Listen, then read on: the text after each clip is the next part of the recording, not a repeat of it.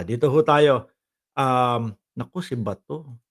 Eto naku si Bato na 'to, Hmm, ano ba unahin natin? O eto muna tayo. Ito nung sinasabi ni Senator Bato that he feels Eto, ano 'tong pinag-uusapan kay Bato? PCO Secretary, Undersecretary Claire Castro kay Senator De La Rosa, "Hindi po tayo puwedeng magkaroon ng special treatment."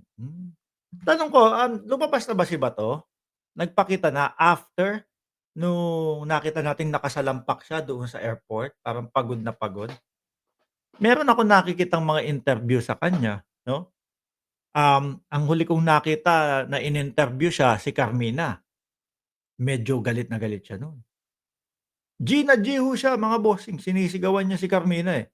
Voice message lang sabi ni Mary Ann, nandun pa nga sa bundok ng ano, ng Mindanao daw ho mga bossing. Siguro 'di din ho kasi natin masisisi si Bato de la Rosa mga kababayan, eh. Bakit? Yung first batch, gano'n-gano'n lang nakuha, 'di ba? Siguro iniisip ng ICC, naku, yung Buloyski nahirapang kuhanin, tumagal ng napakahabang araw bago makakuha, 'no? Baka iniisip siguro nila, siguro pagkuha dun sa first batch, bigyan natin ng mga palugit na 3 buwan bago yung second batch. Hmm. Pero ho, kung kunyari, um, ako ang ICC kunyari, nakita ko, iniutos ko na kumonekta sa Interpol at Interpol nakipagtulungan sa PNP, 'di ba Ma'am Chris Rose? Shout out. Hmm. Tapos yung day na yun, huli din, mapapaisip ako saglit lang, ganun pala lang kadaling kunin 'tong mga 'to, ganun kadali lang makakuha 'tong mga 'to. Sige, since nakaporma na yung mga kapulisan, isunod na agad natin. Bakit naman ho natin nasasabi na si Bato de la Rosa ang kasunod? Base po 'yan doon sa paliwanag ni dating Senador Trillanes, mga boss, 'di ba? First batch, dating pangulo, which is eto na nga ho nangyari. Second batch, Bato de la Rosa, at yung mga PNP chief na iba.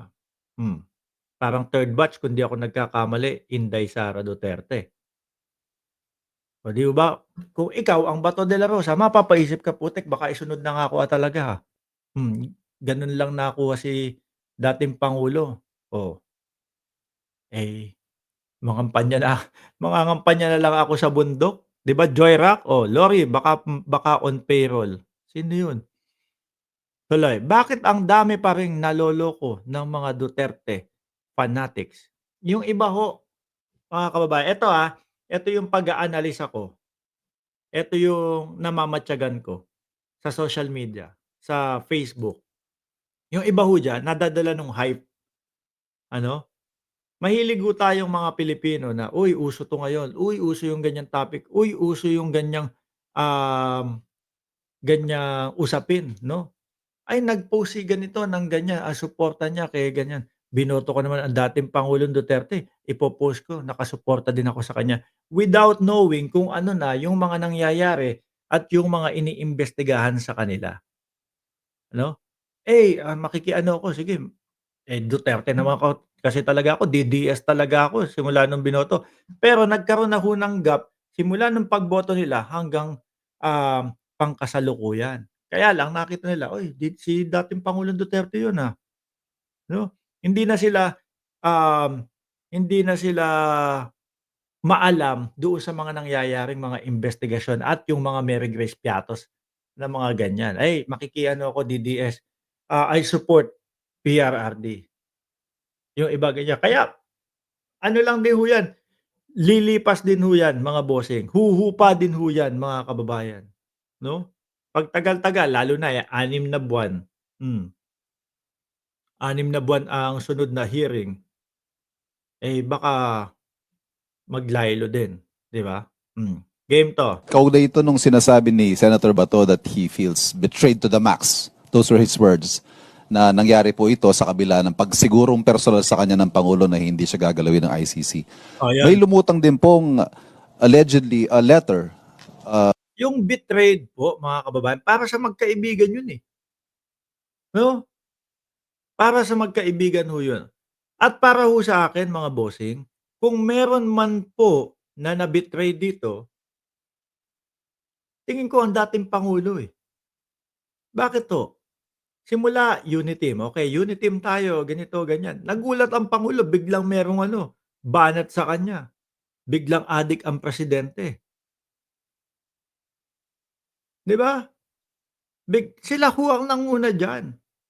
Oh, inaraw-araw nila ang pangulo. Nauna sila, eh. Adik ang meron tayong bangag na pangulo, yun yung sinabi ng dating pangulo, 'di ba? Parang siyempre kung ako si PBBM, uy, akala ko okey tayong mga 'to. Akala ko, yung anak niya kakampi ko, dapat kakampi ko din sila, bakit gano'n? 'Di ba? Mas dapat ang nagsasalita ng, binetray sila is ang ating pangulo. Nagulat nga tayong lahat, eh, bakit kaya binabanatan ni dating Pangulong Duterte 'to si ano, Pangulong Bongbong Marcos? Oh, 'di ba?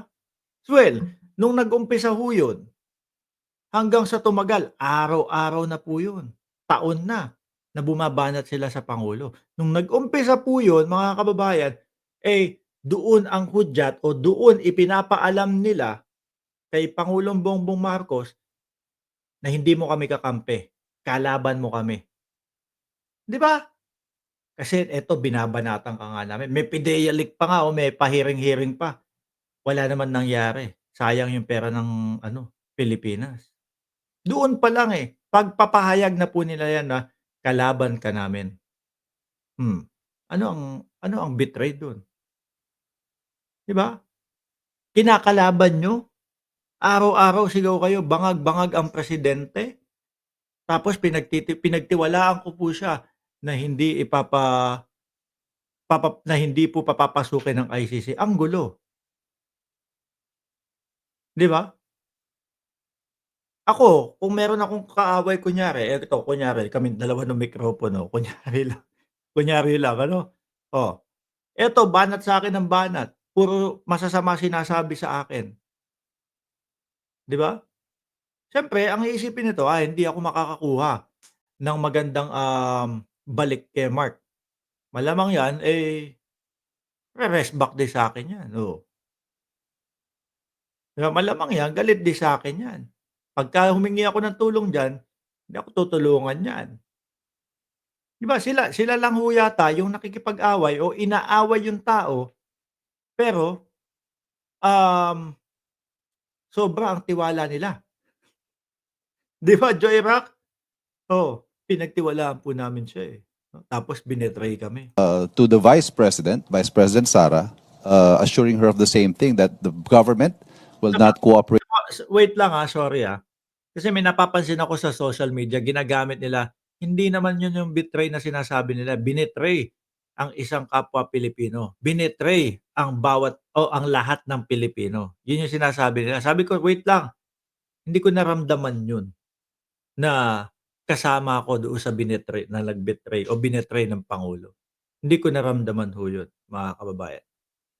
Dahil simulat sa pool pa lang alam ko na may kaso na sa ICC 2017 pa lang po at kasama pa tayo dun sa ICC, 'no? Hindi ko po makita na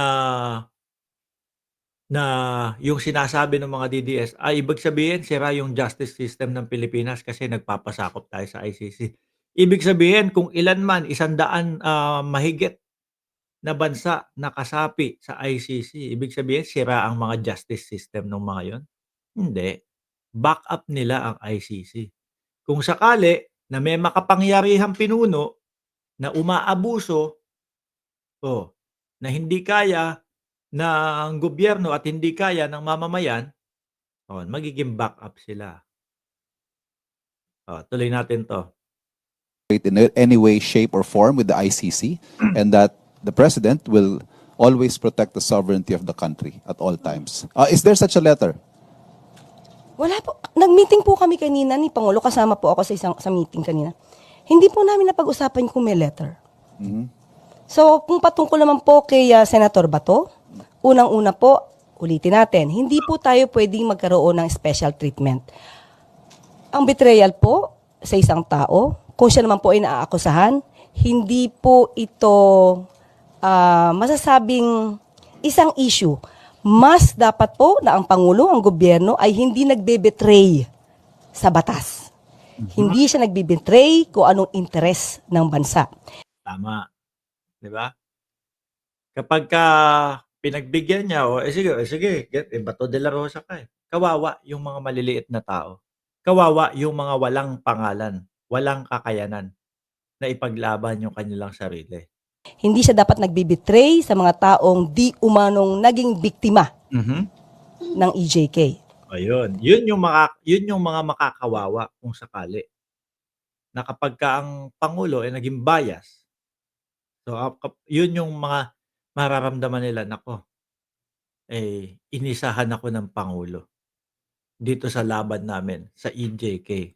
Hindi po pwede na dahil lang po naging kakilala, nakasama po, kung kailangan managot, dapat managot. Sabi naman po nila, sila naman po ay walang kasalanan. Hindi po ba't napakabilis naman nilang madidepensahan ang kanilang sarili at mapapabilis siguro ang pagtapos ng proceeding sa ICC kung sila mismo ang magdidepensa sa kanilang sarili dahil wala silang kinalaman ayon. Yun yung sinasabi ko ho, mga bossing. Yung kung ang style ho nila, kailangan mas okay na mapabilis nila, eh.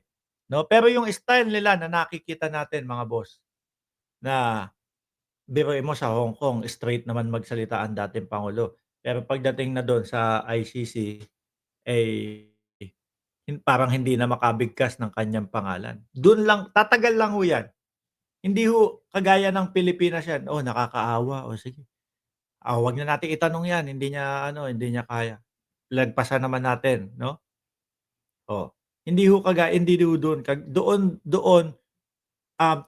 tatapusin mo. Kung hindi mo na kaya, o sige, stop tayo. In 6 months, susunod na hearing. Pero kung saan tayo minto, doon pa din. Lalong tumatagal. Tumatagal at umahaba yung pasakit. 'Di ba? Kung hindi guilty. Kung maa-acquit naman. 'Di ba? Pabilisin ninyo. Sabi nga nung ibang lawyer na kasama nyo, makiusap tayo na bilisan ito, no? Na gawin, kumbaga, tapusin agad. Guilty o hindi. Guilty o acquit. That's it. 'Di ba? Pero yung tatagal ng 8 taon, ang haba nun. Tapos siya lang yung nandun. Siguro, bibili sila ng bahay doon sa The Netherlands, yung anak ng dating pangulo, tsaka yung SME, para kahit papaano, pwede nilang araw-araw madalaw. 'Di ho ba, mga kababayan? Sa kanila. Ang tawag po ni Senator Bato sa katwiran ng gobyerno that we are cooperating with the Interpol and not with the ICC ay flimsy. Because the President allowed it. That's why it happened. Hindi daw niya tinatanggap yun, kumbaga parang wala lang yun, no? Ganun po ang kanilang katwiran, nakikitang katwiran. Ako nakikita ko din ho, mga bossing, kung sakali na kung tingin nyo, kayo naman ang tatanungin ko diyan, sasabihin niyo si Mark Ramos salita ng salita, siya lang ang nagsasalita. Kayo po, imaginin natin, kasi talagang gano'n na lang ang gagawin natin. Kung hindi sila, bumanat ng bumanat, bumardagol ng bumardagol ng walang ebidensya kay Pangulong Bongbong Marcos. Ano sa tingin niyo ngayon ang kalagayan ng dalawang kampo? Ano sa tingin niyo ang kalagayan ni dating Pangulong Rodrigo Duterte? Sa tingin niyo ho, mga kababayan? Siguro baka nasa Pilipinas pa ho 'yan. Agree ho ako do'n sa sinabi ni Tunying na ang sabi niya is, araw-araw niyong tawagin na adik yung pangulo. Oh, sino ba naman ang gaganahan tulungan kayo niyan? 'Di ho ba? Sino ba naman ang gaganahan na pigilan?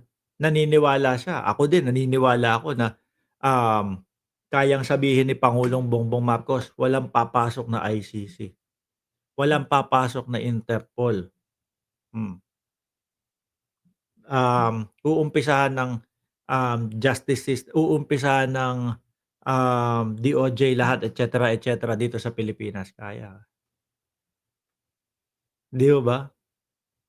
Puwede yun, kaya lang ang naging kilos ho nila, eh, panay ho banat sa ating pangulo, mga kababayan. Hindi naman ho uubra yung gano'n. Kahit kaninong indibidwal, kahit kaninong tao, malabong umubra yun, 'no, unless kung superpower nila. Ang tingin ko ho diyan kasi mga bossing, pumasok sa isipan nila 'no, birahin natin ng birahin 'yan, malakas tayo sa mamamayang Pilipino. 'Di ba, malakas tayo sa mamamayang Pilipino, eh, kaso nga lang, yung banat nila hindi nila sinuportahan ng ano, hindi nila sinuportahan ng ebidensya, walang gano'n, 'no? Kung yung sinabi nila adik si Marcos at may nakasuportang ebidensya at matibay yung ebidensya, lalakas sila ng lalakas diyan, 'no? Eh, kaso adik si Marcos, ebidensya niyo, wala. Next year, lalabas yung ebidensya, yung pulburon video, oh, nawawalan ng gana yung mamamayang Pilipino. Ay, hindi pala totoo 'tong mga sinasabi nito, eh, 'di ba?